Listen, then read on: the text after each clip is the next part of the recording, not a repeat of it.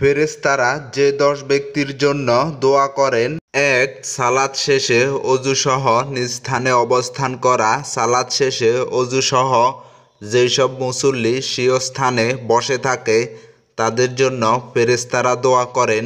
রাসূলুল্লাহ সাল্লাল্লাহু আলাইহি ওয়াসাল্লাম বলেন, তোমাদের মধ্যে যারা সালাতের উপর নিজ স্থানে বসে থাকে তাদের জন্য ফেরেশতারা দোয়া করতে থাকেন যতক্ষণ পর্যন্ত তার অজু ভঙ্গ না হবে।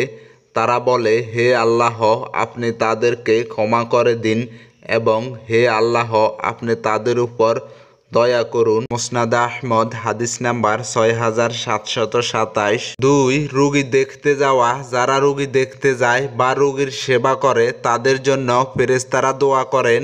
এ মর্মে হাদিসে এসেছে, আলী রাদিয়াল্লাহু তাআলা বলেন, আমি রাসূলুল্লাহ সাল্লাল্লাহু আলাইহি সাল্লামকে বলতে শুনেছি, যে ব্যক্তি সকালবেলা কোনো রোগীকে দেখতে গেল তার সঙ্গে 70,000 ফেরেশতা যায় এবং তারা সবাই সন্ধ্যা পর্যন্ত তার জন্য ক্ষমা প্রার্থনা করতে থাকে আর তার জন্য জান্নাতে একটি বাগান নির্ধারণ করা হয়। আর যে ব্যক্তি সন্ধ্যায় কোনো রোগীকে দেখতে গেল তার সঙ্গে 70,000 ফেরেশতা যায় এবং তারা সবাই সকাল পর্যন্ত তার জন্য ক্ষমা প্রার্থনা করতে থাকে আর তার জন্য জান্নাতে একটি বাগান নির্ধারণ করা হয়। মুসনাদ আহমদ, হাদিস নাম্বার 928। 3.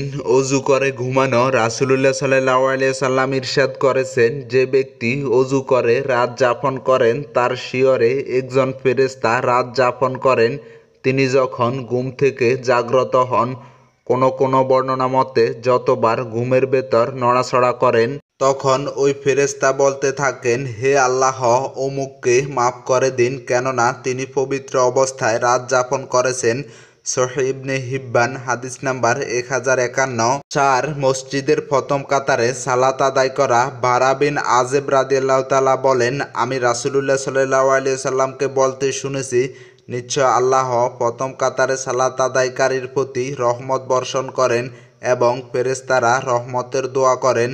ইবনে মাজাহ, হাদিস নাম্বার 987। 5. দ্বীনি জ্ঞান শেখানো। রাসূলুল্লাহ সাল্লাল্লাহু আলাইহি ওয়াসাল্লাম ইরশাদ করেছেন, নিশ্চয় আল্লাহ তাদের প্রতি রহমত বর্ষণ করেন এবং ফেরেশতারা রহমতের দোয়া করেন যারা মানুষকে কল্যাণকর বিষয় দ্বীনি জ্ঞান শেখায়, এমনকি গর্তের পিপীলিকা ও সাগরের মাছ তাদের জন্য রহমত ও মাগফিরাতের দোয়া করেন। তিরমিজি, হাদিস নাম্বার 2609। 6. রাসূলুল্লাহ সাল্লাল্লাহু আলাইহি সাল্লামের উপর দুরূদ পড়া। আব্দুল্লাহ বিন আমের বিন রাবেয়া তার পিতা আমের রাদিয়াল্লাহু তাআলা থেকে বর্ণনা করেন, তিনি বলেন, আমি রাসূলুল্লাহ সাল্লাল্লাহু আলাইহি সাল্লামকে মিম্বারে বক্তব্য দিতে গিয়ে দাঁড়িয়ে বলতে শুনেছি, যে ব্যক্তি আমার প্রতি দুরূদ পেশ করবে ফেরেশতারা তার জন্য দোয়া করবে। তারা যতক্ষণ পর্যন্ত দোয়া করতে থাকবে ততক্ষণ সে দুরূদ পেশ করতে থাকবে। সুতরাং কম হোক বা বেশি হোক, যার ইচ্ছা সে দুরূদ পড়তে পারে। সহিহুল জামি, হাদিস নাম্বার 5744।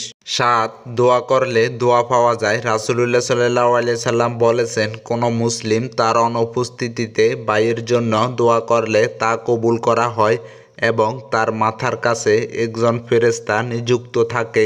যখন সে তার ভাইয়ের জন্য কল্যাণের দোয়া করে তখন নিযুক্ত ফেরেশতা বলে, আমিন, অর্থাৎ হে আল্লাহ কবুল করুন এবং তোমার জন্য অনুরূপ তোমার ভাইয়ের জন্য যা চাইলে আল্লাহ তোমাকে তা দান করুন। সহিহ মুসলিম, হাদিস নাম্বার 88। 8. প্রতিদিন দান করা। প্রতিদিন কিছু না কিছু দান করলে ফেরেশতাদের দোয়া পাওয়া যায়। রাসূলুল্লাহ সাল্লাল্লাহু আলাইহি সাল্লাম ইরশাদ করেছেন, প্রতি সকালে মানুষ যখন ঘুম থেকে উঠে দুজন ফেরেশতা আসেন, তাদের একজন বলে, হে আল্লাহ, খরচকারীর ধন আরও বাড়িয়ে দিন, আর দ্বিতীয়জন বলেন, হে আল্লাহ, কৃপণকে ধ্বংস করে দিন। সহিহ মুসলিম, হাদিস নাম্বার 2226। 9. নামাজের কাতারের ডান দিকে অবস্থান করা। রাসূলুল্লাহ সাল্লাল্লাহু আলাইহি সাল্লাম বলেন, নিশ্চয় আল্লাহ সেই সব মানুষের প্রতি রহমত বর্ষণ করেন এবং ফেরেশতারা রহমতের দোয়া করেন যারা কাতারের ডান পাশে সালাত আদায় করে।